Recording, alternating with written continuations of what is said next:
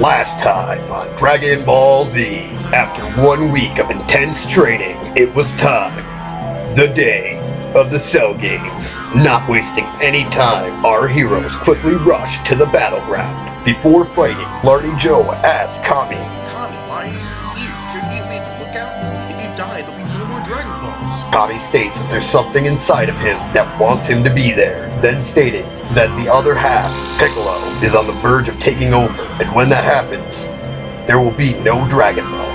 Not wasting any time, all of our fighters begin to jump Cell, excluding Krillin, Coma, Mitochondria, and Kami.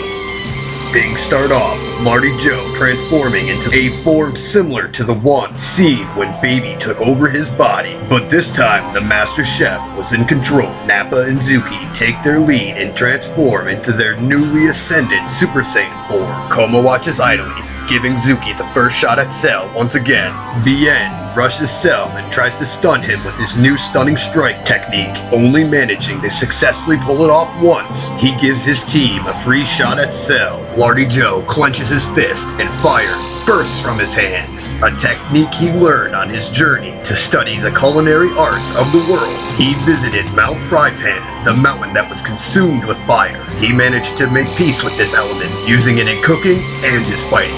Being seemingly ineffective towards Cell, Majin Blaine jumps in and tries his Candy Bean. He tries this several times against Cell, but to no avail. Meanwhile, Zuki charges up his Kyber explosion and attempts to take Cell out in one massive blast.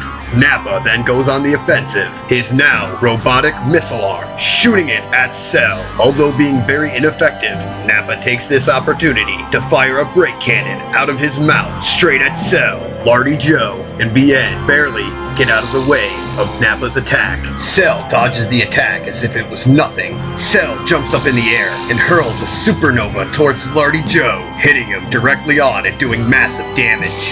That really cooked my opinion. Just then, Zuki finishes charging his attack and shoots it directly at Cell. Cell barely avoids this massive attack, but unfortunately, Bien did not. Bien was hit with this blast head on, essentially taking him out of the fight. Hurt, Reed. That really hurts.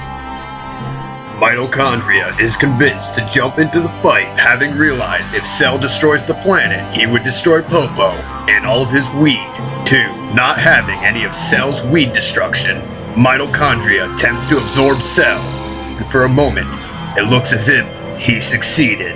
But then, Cell completely takes over Mitochondria, and it looks as though Cell is even stronger than before, and back at full health. Nappa then uses his Volcano Explosion, the same technique he used during the Saiyan Saga, to completely level each city. As the smoke clears, they can see Perfect Cell standing there, laughing.